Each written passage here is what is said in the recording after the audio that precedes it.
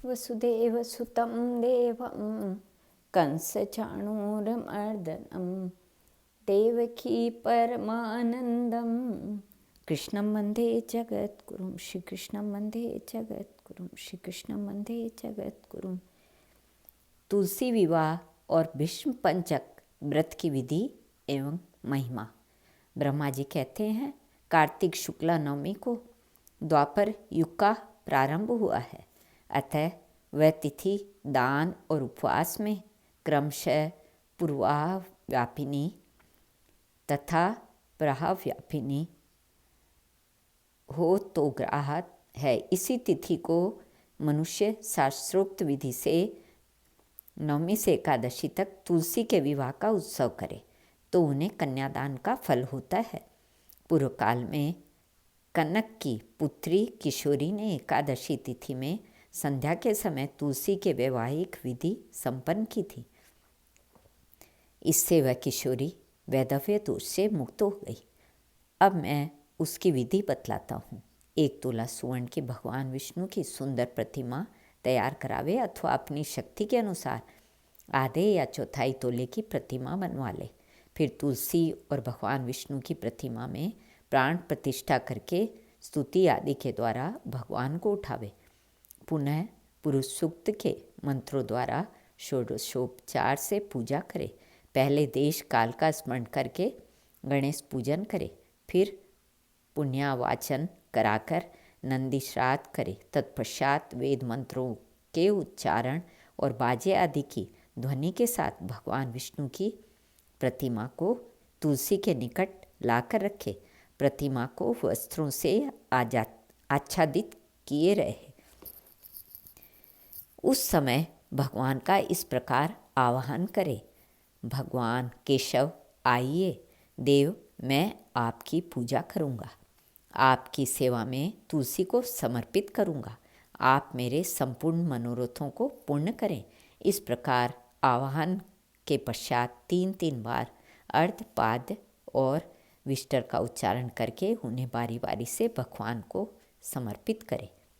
फिर आचमनीय पद का 3 बार उच्चारण करके भगवान को आचमन करावे। इसके पश्चात कांस्य के पात्र में दही, घी और मधु रखकर उसे कांस्य पात्र से ढक दे तथा भगवान को अर्पण करते हुए इस प्रकार कहे, वासुदेव आपको नमस्कार है, यह मधुपर्क ग्रहण कीजिए। तदंतर हरिद्रालेपन और अभ्यंग कार्य संपन्न करके गोधूली की बेला में तुलसी और श्री विष्णु का पूजन पृथक पृथक करना चाहिए। दोनों को एक दूसरे के सम्मुख रखकर मंगल पाठ करें। जब भगवान सूर्य कुछ कुछ दिखलाई देते हों तब कन्यादान का संकल्प करें। अपने गोत्र और प्रवर का उच्चारण करके आदि की 3 पीढ़ियाँ का आवर्तन करे। तत्पश्चात भगवान से इस प्रकार कहे, आदि मध्य और अंत से रहित त्रिभुवन प्रतिपालक परमेश्वर, इस तुलसी को आप विवाह की विधि से ग्रहण करें। यह पार्वती के बीच से प्रकट हुई है, वृंदा की भस्म में स्थित रही है तथा आदि मध्य और अंत से शून्य है। आपको तुलसी बहुत ही प्रिय है, अतः इसे मैं आपकी सेवा में अर्पित करता हूँ। मैंने जल के घड़ों से सींचकर और अन्य प्रकार की सेवा करके अपनी पुत्री की भांति इसे पाला, पोसा और बढ़ाया है। आपकी प्रिया तुलसी मैं आपको दे रहा हूँ, प्रभु आप इसे ग्रहण करें।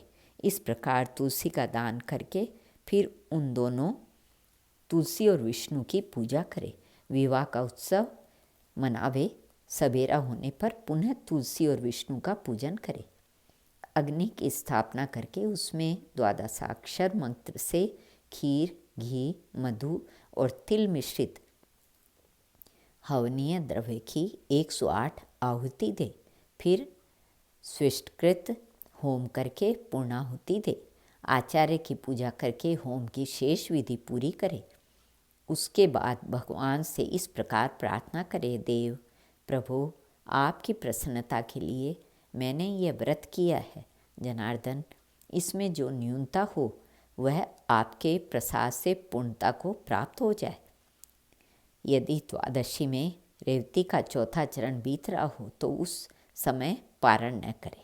जो उस समय भी पारण करता है वह अपने व्रत को निष्फल कर देता है। भोजन के पश्चात तुलसी के स्वतः गलकर गिरते हुए पत्तों को खाकर मनुष्य सब पापों से मुक्त हो जाता है। भोजन के अंत में ऊख, आंवला और बेर का फल खा लेने से उच्छिष्ट दोष मिट जाता है। तदंतर भगवान का विसर्जन करते हुए कहे, भगवान आप तुलसी के साथ वैकुंठ धाम में पधारें। प्रभु, मेरे द्वारा की हुई पूजा ग्रहण करके आप सदा संतुष्ट रहें। इस प्रकार देवेश्वर विष्णु का विसर्जन करके मूर्ति आदि सब सामग्री आचार्य को अर्पण करे। इससे मनुष्य कृतार्थ हो जाता है। कार्तिक शुक्ल पक्ष में एकादशी को प्रातःकाल विधि पूर्वक स्नान करके 5 दिन का व्रत ग्रहण करे। बाण सैया पर सोए हुए महात्मा भीष्म ने राजधर्म, मोक्ष धर्म और दान धर्म का वर्णन किया, जिसे पांडवों के साथ ही भगवान श्री कृष्ण ने भी सुना। उससे प्रसन्न होकर भगवान वासुदेव ने कहा, भीष्म, तुम धन्य हो, तुमने धर्मों का स्वरूप अच्छी तरह श्रवण कराया है। कार्तिक एकादशी को तुमने जल के लिए याचना की है और अर्जुन ने बाण के वेग से गंगा जल प्रस्तुत किया है, जिससे तुम्हारे तन, मन, प्राण संतुष्ट हुए। इसलिए आज से लेकर पूर्णिमा तक तुम्हें सब लोग अर्धदान से तृप्त करें और मुझको संतुष्ट करने वाले इस भीष्म पंचक नामक व्रत का पालन प्रतिवर्ष करते रहें। निम्नांकित मंत्र पढ़कर स्वभाव से महात्मा भीष्म के लिए तर्पण करना चाहिए। यह भीष्म तर्पण सभी वर्णों के लोगों के लिए कर्तव्य है। मंत्र इस प्रकार है। आजन्म ब्रह्मचर्य का पालन करने वाले परम पवित्र सत्यपरायण गंगानंदन महात्मा भीष्म को मैं अर्घ देता हूँ। जो मनुष्य पुत्र की कामना से स्त्री सहित भीष्म पंचक का व्रत करता है, पालन करता है, वह वर्ष के भीतर ही पुत्र प्राप्त करता है। जो भीष्म पंचक व्रत का पालन करता है उसके द्वारा सब प्रकार के शुभ कृत्यों का पालन हो जाता है। यह महापुण्यमय व्रत महापातकों का नाश करने वाला है, अतः मनुष्य को प्रयत्नपूर्वक इसका अनुष्ठान करना चाहिए। इसमें भीष्म जी के लिए जल दान और अर्धदान विशेष यत्न से करना चाहिए। जो नीचे लिखे मंत्र से भीष्म जी के लिए अर्धदान करता है वह मोक्ष का भागी होता है। जिसका व्याघ्रपद गोत्र और सांस्कृत प्रवर है, उन पुत्र रहित भीष्म वर्मा को मैं जल देता हूँ।